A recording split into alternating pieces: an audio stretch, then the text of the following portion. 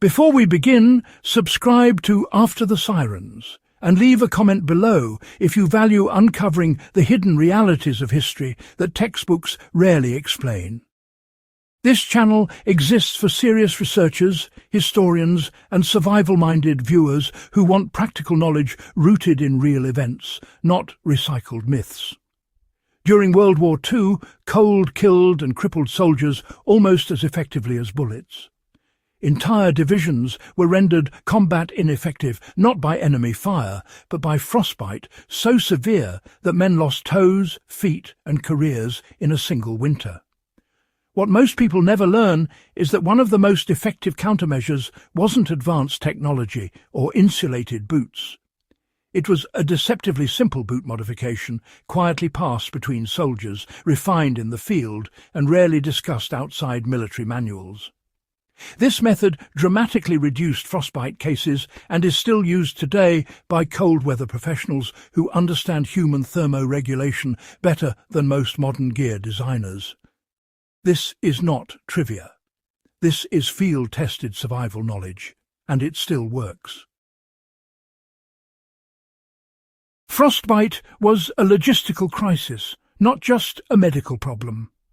By 1941, German forces advancing into the Soviet Union faced winter temperatures plunging below -30 degrees Celsius.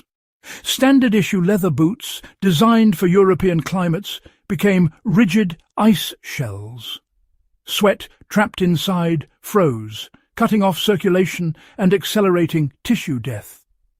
Soviet forces suffered similar losses, while American troops later encountered the same problem in the Ardennes during the Battle of the Bulge. Commanders quickly realized frostbite wasn't simply cold exposure.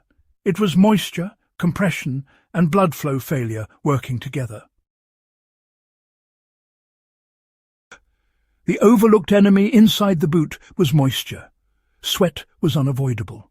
Marching, digging, hauling equipment all generated heat, even in extreme cold. Soldiers assumed tighter boots and more socks meant warmth, but the opposite occurred. Tight boots restricted circulation. Damp socks conducted heat away from the foot faster than dry air ever could. The secret hack was not about adding insulation. It was about managing moisture and restoring circulation. The boot hack relied on controlled looseness and layered air. Veterans learned to deliberately size boots slightly larger than regulation. This allowed for multiple sock layers without compression. More importantly, it created dead airspace, which functions as the primary insulator. Air traps heat far more effectively than wool when circulation remains intact. Soldiers were instructed to lace boots loosely, especially across the instep, allowing blood to flow freely even during long marches. The most important trick was sock rotation, not thickness. Instead of wearing the thickest socks available, soldiers used a thin inner sock paired with a thicker outer sock. The inner sock absorbed sweat. The outer sock retained warmth. At scheduled intervals, often during halts or sentry rotations, the damp inner sock was removed and placed inside the jacket or under the armpit to dry using body heat. A dry replacement sock was then worn. This cycle dramatically reduced frostbite incidents. Medical reports from US Army winter units showed a sharp decline in cold injuries once sock rotation became mandatory. Some soldiers went further by modifying the boot interior. In extreme conditions, newspaper, straw, or burlap was loosely stuffed between sock layers or along the boot shaft. Contrary to modern assumptions, these materials worked because they trapped air and wicked moisture away from skin. German mountain troops and Soviet infantry both used this method extensively. The key was never packing material tightly. Compression eliminated the insulating effect and, well, actually worsened circulation. Foot discipline became as critical as weapon maintenance. Soldiers were ordered to inspect their feet daily.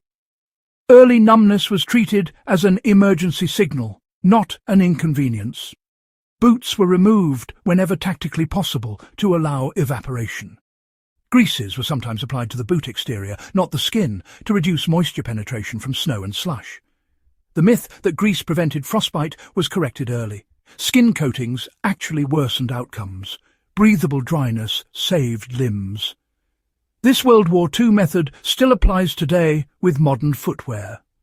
Modern hikers, military personnel, and cold-weather workers unknowingly replicate this system.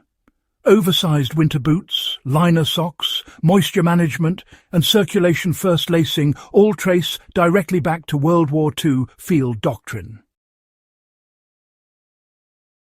A practical modern application would involve wearing a synthetic moisture-wicking liner sock, a wool outer sock and boots with enough room to wiggle toes freely.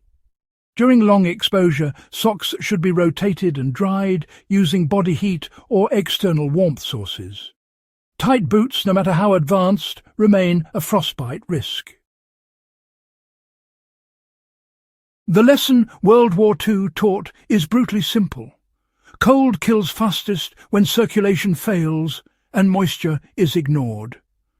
Soldiers who survived the worst winters on Earth didn't rely on superior equipment. They relied on understanding how the human body loses heat. This boot hack wasn't glamorous, patented, or widely advertised. It worked because it respected physiology, not fashion. That is why it remains relevant nearly a century later.